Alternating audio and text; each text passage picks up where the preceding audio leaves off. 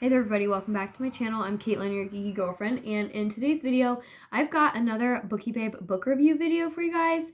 And this one is book, I think, number 17 for the year, and realistically, it's going to be the last one of the year. I will be doing a little reel on Instagram in the next couple of weeks about my top 5 books of the year, and if I'm being honest, this one might make the list just because I've kind of read some that were not so great this year, and that's part of reading. You don't love every book. You're not going to love every book. You're not going to love every author. Not every book is every reader's cup of tea. So you have to expect that when you go into reading different genres and things.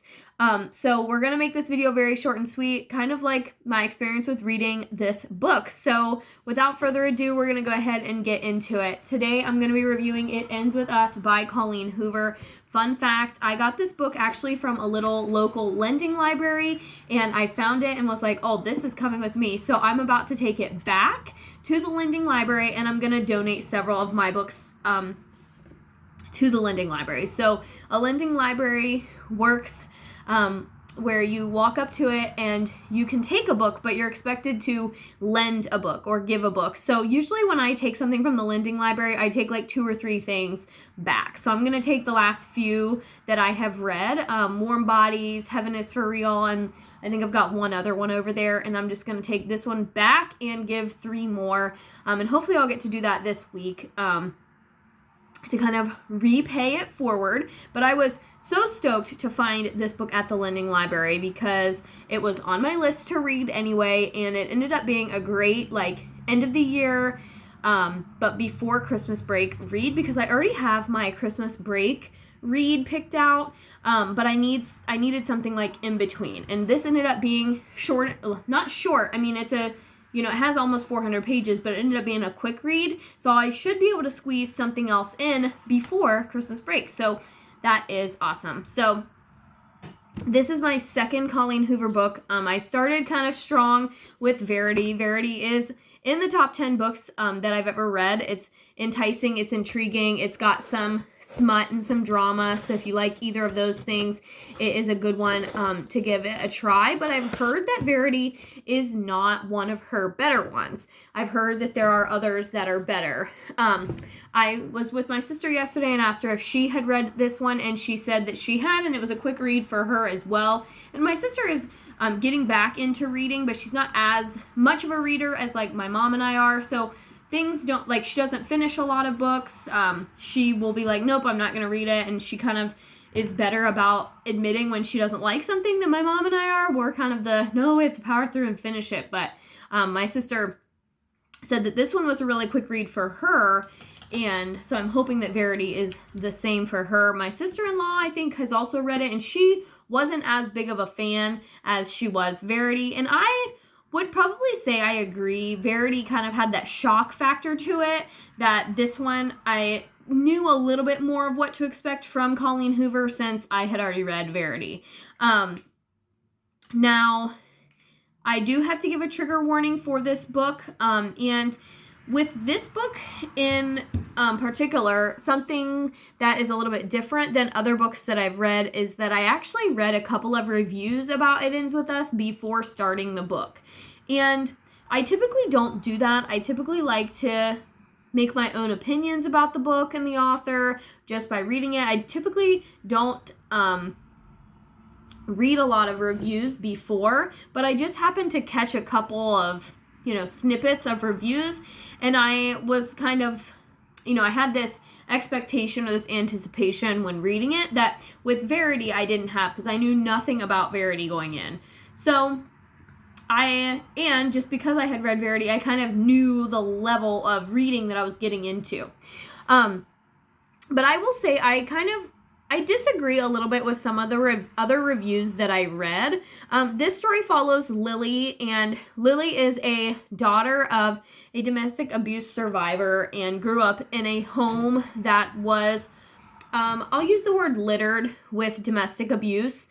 She unfortunately had to grow up watching her father abuse her mother, and during that time, like those pivotal teenage years, she ends up interacting with and meeting this boy named Atlas, who was homeless and ends up living in the house that is like behind Lily's house for a while. It's like an abandoned house, and he ends up just like squatting there, and they form a relationship, they form a friendship, and he does end up coming back later in her life in a much different way. And then the story is mostly told through the present tense, and Lily meets a man named Ryle, which some people give her crap for picking that name, but whatever, there's obviously a reason. And Lily meets Ryle, and then a year goes by, and we're hearing like events like Lily moves, and she kind of reconciles with her mom, and different, like all kinds of different things happen. And then Lily and Ryle end up meeting again, and it's kind of like, oh, this twist of fate. Well, unfortunately, Lily has to make some hard decisions when it comes to Ryle. And I don't like to give too many spoilers here in the YouTube reviews. If you want a more detailed review, you can check out my Goodreads review, because I do tend to put more details over there.